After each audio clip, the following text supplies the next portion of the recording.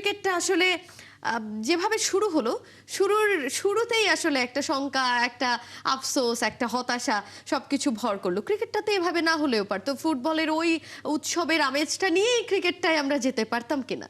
না অবশ্যই যেটা আমি দেখছিলাম যে হাবিবুল বাশার সুমন এবং নান্নু ভাই ওনারা দুজনেই বলছিলেন যে তিনি কিন্তু মানে নাহিদ রানা এই মুহূর্তে আমাদের আসলে এমন একটা শুধু আমাদের না পুরো ওয়ার্ল্ডের কিন্তু পেসারদের মধ্যে তিনি হাইস্ট গতিতে বোলিং করছেন এবং তার দিকে সব ফোকাস। আমি আপনি কি একটু মানে এর জন্যই বলছি, আমি ওয়ার্ল্ড কাপ কভার করার সময় এক ইন্ডিয়ান সাংবাদিকের সাথে কথা হচ্ছিল, তিনি কিন্তু নাহিদ রানার কথা আলাদা করে আমাকে জিজ্ঞাসা করছিলেন, কারণ ভারত আসতে যাচ্ছে সেপ্টেম্বরে, তাদের কিন্তু ফোকাস এই নাহিদ রানাকে ঘিরে। নাহিদ রানার এই পেস তারা মানে খুব কৌতূহল নিয়ে সব অপেক্ষা করছিল।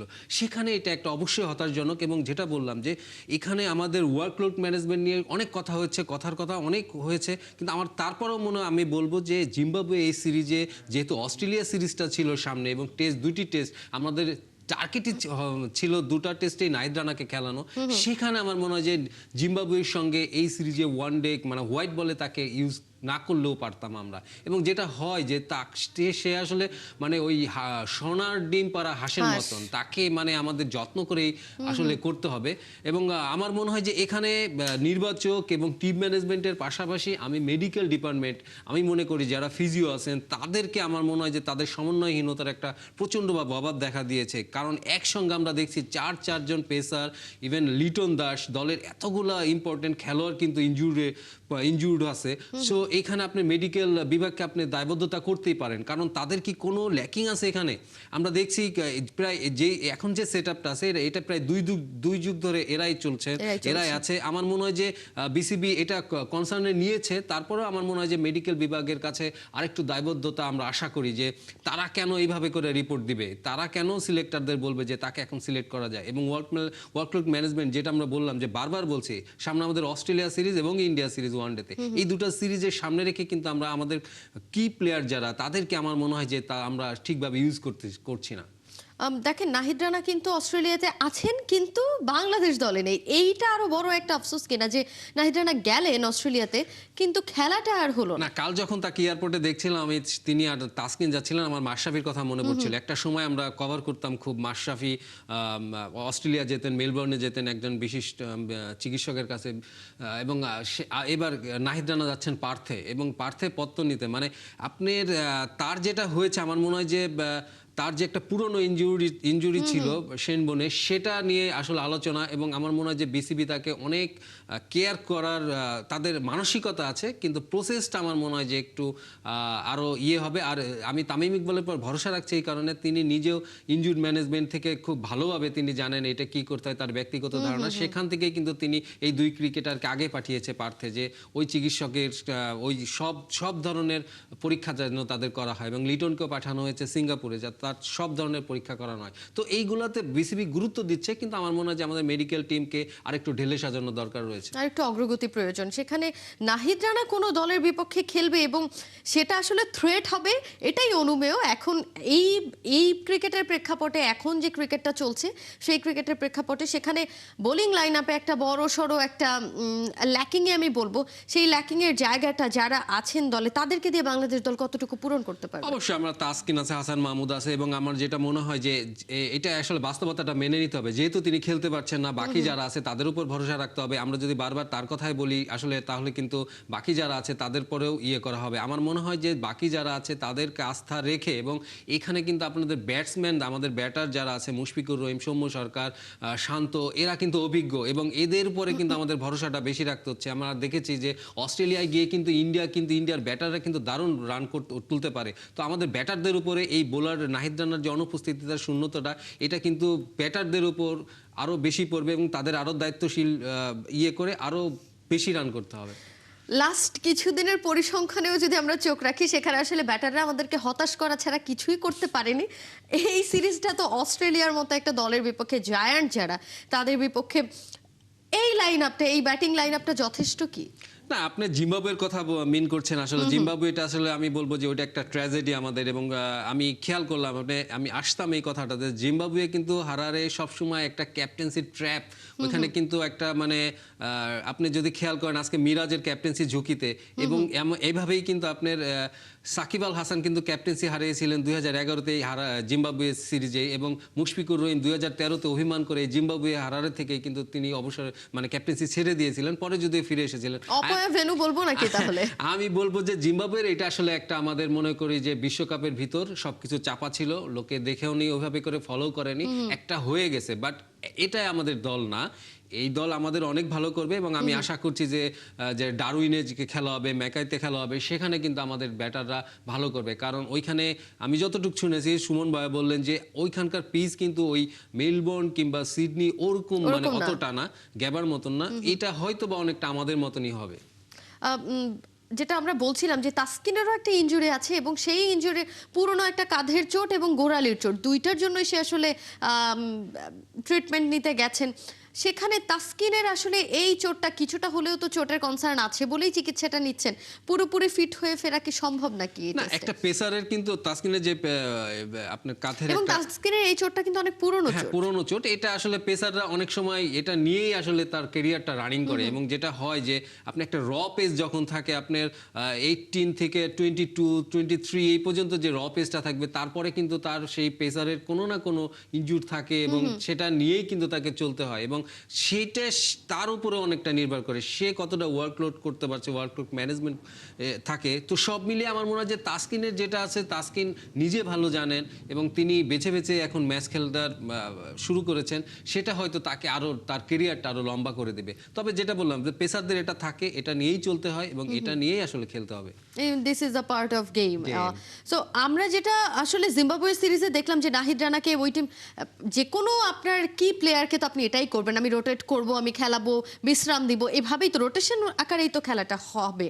সেখানে নাহিদ রানাকে জিম্বাবুয়ে সিরিজে খেলানো, এইটা কি টিম ম্যানেজমেন্টের একটা দূরদর্শিতার অভাব কিনা, যে আমার আসলে অস্ট্রেলিয়ার মতো সিরিজটা সামনে আছে, সেখানে আমি আমার কি প্লেয়ারকে হারিয়ে বসে আছি? সেটা আমি কিন্তু বললাম যে এটা কিন্তু আসলে অবশ্যই দূরদর্শিতার অভাব, কারণ আমার অস্ট্রেলিয়ার মতন সিরিজ যেখানে সামনে, আমি তাকে দুটো টেস্ট খেলাতে চাচ্ছি, সেখানে আমি কেন তাকে জিম্বাবুয়েতে T20 কিংবা ওয়ানডে খেলাবো, সেটা কোনো প্রয়োজনই ছিল না। আমি মনে করি এখন নির্বাচকরাও তারাও অনেকটা অসহায়ের মতন বললেন যে আসলে খেলাতে হতো কিংবা খেলাতে হয়, তার মানে তার হয়তো ওরকম ব্যাকআপ লাইন আপ নাই, অনেক আরো পেসার ইনজুর পড়ে গেছে, সব মিলিয়ে তারা হয়তো বাধ্য হয়েছেন। কিন্তু যেটা বললাম যে আমাদের কিন্তু ওই অস্ট্রেলিয়া এই সিরিজটার যে গুরুত্বটা 23 বছর পর আর কবে আসবে, আর কবে আসবে, ইনফ্যাক্ট ক্যারিয়ারে নাহিদ রানা আর কোনো সিরিজ পাবেনও কিনা, সেটাই আসলে সেটা একটা প্রজন্ম কিন্তু খেলতেই পারেনি, সাকিবরা তো ওখানে টেস্টই খেলতে পারেনি। তো এটা একটা সুযোগ ছিল, কিন্তু যেটা বললাম যেটা হয়ে গেছে আসলে সেটা হয়ে গেছে, ওটা নিয়ে আমার মনে হয় যে আর আফসোস করে লাভ নেই। নিছক দুর্ভাগ্য নাকি এটা আসলে ওই টিম ম্যানেজমেন্টের পরিকল্পনার অভাবেই আসলে নাহিদ রানাকে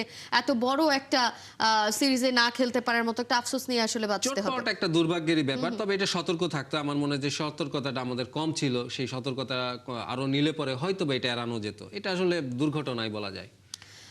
ব্যাটিং লাইনআপে আসলে আমরা দেখলাম যে সেখানে লিটন দাসের একটা অভাব, লিটন দাসের টপ অর্ডারের লিটনের ইনক্লুশনটা দলের জন্য সবসময় শক্তিশালী একটা ইনক্লুশন, সেই জায়গায় লিটন দাস নেই। 5.5 বছর পর সৌম্য সরকার ফিরলেন, এই লিটন দিয়ে মানে সৌম্যর জায়গাটা কি আসলে লিটনের জায়গাটা সৌম্য কতটুকু ফিল আপ করতে পারবে? না, আপনি সৌম্যর কথাই দেখেন, আপনি সৌম্যকে 5 বছর পর ডাকছেন এবং এখন বলছেন তার অভিজ্ঞতাটা আমরা কাজে লাগাতে চাই, এবং সেই নিউজিল্যান্ডে সেই বাউন্সি পিচে কিন্তু তিনি ভালো কিছু রানও করেছেন, আমরা দেখেছি অতীতে।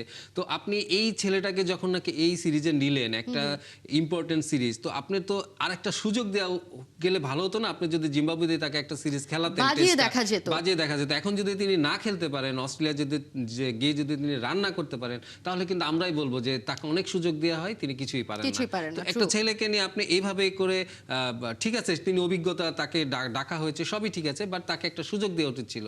এটাও দূরদর্শিতার ব্যাপার, আপনি যেটা বলতে চাচ্ছিলেন। আরেকটি ব্যাপার লিটনের কথা, লিটনের যেই ইনজুরিটা, এটার চেয়েও বড় ঘটনা আমার যেটা মনে হয়, এখানে একটা মিস ম্যানেজমেন্ট এবং একটা ভুল বার্তা ছিল। লিটন কিন্তু বারবার বলছিল তার ব্যথা আছে, তার চোট আছে, কিন্তু তার যে রিপোর্ট এসেছিল, MRI রিপোর্ট, সেখানে আমাদের মেডিকেল ডিপার্টমেন্ট থেকে বলা হচ্ছিল কোনো চোট নেই। কেন নেই, এইটা পরে দেখা গেল সিঙ্গাপুরে গিয়ে না তার ঠিকই ব্যথা আছে এবং ওইখানে ওই রক্তটা জমে আছে।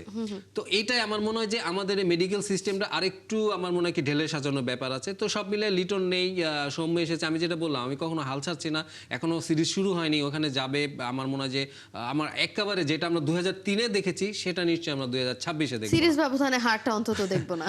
দেখা যাক। আজকে কিন্তু একটা বড় ঘটনা ঘটতে চলেছে আজকে বোর্ড মিটিংয়ে। বোর্ড মিটিং আছে এবং বোর্ড মিটিং এ একটা বড় সিদ্ধান্ত আসতে পারে যে ক্যাপ্টেন্সি নিয়ে আবারও একটা, লিটারালি এটা একটা মিউজিক্যাল চেয়ার বললেও ভুল হবে না। বারবার করে চেঞ্জ, বারবার করে ক্যাপ্টেন্সি চেঞ্জ, এইটা আসলে একটা স্টেবল একটা দলের জন্য কতখানি প্রভাব ফেলে যে বারবার করে ক্যাপ্টেন্সি চেঞ্জ হচ্ছে। সেখানে তো ক্যাপ্টেনেরও আসলে মেন্টাল একটা স্ট্রেংথেরও একটা ব্যাপার থেকে যায়। দেখেন 2027 ওয়ার্ল্ড কাপ আর বেশি দিন সময় নেই, মানে আপনার অনেক কম সময় আছে। এই বছরের 6 একটা মাস শেষ হয়ে ক্যাপ্টেনের গেছে। জন্য কিন্তু একটা দল গোছানো, এক একটা দল 2 বছর 3 বছর ধরে গোছানো হয়। সেখানে কিন্তু আমাদের 3 জন ক্যাপ্টেন দেখলাম, মানে দেখতে যাচ্ছি আমরা 1 বছরের ভিতরে। সেইখানে আমার মনে হয় যে মিরাজের এখানে যেটি হয়েছে যে আপনারা হয়তো খেয়াল করেননি, আমরাও হয়তো ওইভাবে লাইভ দেখিনি, জিম্বাবুয়ে যে 2টা ওয়ানডে খেলা হয়েছিল সেখানে কিন্তু তিনি তার একটা বদনাম আছে কিন্তু আপনার লোকাল এরিনায়, যে তিনি খুব আত্মকেন্দ্রিক এবং নিজেকে নিয়ে খুব ভাবেন, এবং ম্যাচেও কিন্তু জিম্বাবুয়ের সঙ্গে কিন্তু সেটা নগ্নভাবে দেখা গেছে। আপনি যদি প্রথম ওয়ানডেটা দেখেন, প্রথম ওয়ানডেতে জিম্বাবুয়ের 70 রানে 7-8 উইকেট পড়ে গিয়েছিল। তারপরে কিন্তু আমাদের পেসাররা ভালো করছিল, তারপরে কিন্তু তিনি নিজে বোলিংয়ে আসলেন এবং রিশাদকে আনলেন, কোনো পেসারকে ইউজ করলেন না। ওইখানে কিন্তু জিম্বাবুয়ের 2 ব্যাটসম্যান কিন্তু শেষের 2 ব্যাটসম্যান কিন্তু লম্বা একটা ইনিংস খেলে ফেললেন। এইখানে নিয়ে কিন্তু সমালোচনা হয়েছে টিম ম্যানেজমেন্টের ভিতরে। দ্বিতীয় ওয়ানডেতে আপনি যদি খেয়াল করেন মেহেদী হাসান মিরাজ, তিনি কিন্তু আপনার যেটা হয়েছিল শেষ 13 বলে 12 রান দরকার ছিল, তিনি ছিলেন ব্যাটিং এর, লাস্ট উইকেটে ছিলেন নাহিদ রানা, তিনি জাস্ট এসেছেন। সেখানে তিনি কি করলেন, একটা সম্ভাবনা তিনি উড়িয়ে দিলেন একটা পুল শট খেলে। এই যে ব্যাপারগুলা, এবং তিনি তার দলের কয়েকজন বোলারকে তিনি পার্ট টাইম ইউজ করছেন না, সাইফ হাসানকে ইউজ করেননি, আপনার মোসাদ্দেককে ইউজ করেননি, অফ স্পিনার তিনি ভালো করেন, বিকল্প হতে পারে মিরাজের। তো এই সব তার কিছু আত্মকেন্দ্রিকতা এবং স্বার্থপরতার কারণে কিন্তু টিম ম্যানেজমেন্ট থেকে, এবং আমি যতটুকু জানি বিসিবির টপ লেভেল থেকে তাকে বলা হয়েছে যে এই মুহূর্তে যেহেতু ওয়ার্ল্ড কাপ সামনে আছে এবং তার অ্যাওয়ে পারফরমেন্স কিন্তু ভালো না, এবং 13টি ম্যাচের ভিতরে মাত্র 2টি ম্যাচ জিততে পেরেছে মিরাজের অধিনায়কত্বে। সব মিলিয়ে টিম ম্যানেজমেন্ট মনে করেছে যে যেহেতু ওয়ার্ল্ড কাপটা সামনে, ক্যাপ্টেন্সিটা চেঞ্জ করা দরকার। এবং এবার যেটা হয়েছে যে গতবার যেটা হয়েছিল যে শান্তকে না বলেই তার ক্যাপ্টেন্সি কেড়ে নেওয়া হয়েছিল, এবার কিন্তু সেটা হচ্ছে না। মিরাজের সঙ্গে কথা বলা হয়েছে, তিনি এখন শ্রীলঙ্কাতে আছেন এবং তাকে বোঝানো হয়েছে এবং তিনি রাজি হয়েছেন রিজাইন দিতে, এবং হয়তো আজকেই তাকে তিনি রিজাইন দেবেন, হয়তো নতুন অধিনায়কত্ব নিয়ে কথা হবে। কে আসবেন নতুন অধিনায়ক হিসেবে? এই মুহূর্তে 2টা নাম হচ্ছে নাজমুল হাসান শান্ত এবং লিটন দাস, এবং আমি যতটুকু শুনেছি সেটাতে লিটন দাস অনেকটা এগিয়ে আছেন, বিকজ তিনি সাদা বলে ক্যাপ্টেন্সি করছেন এবং তার ক্যাপ্টেন্সি নিয়ে কোচ এবং টিম ম্যানেজমেন্টের সবাই খুব খুশি। তারা মনে করে যে তার ক্ষুরোদার বুদ্ধি এবং তিনি স্ট্যাম্পের পিছন থেকে দারুণভাবে দল পরিচালনা করতে পারেন।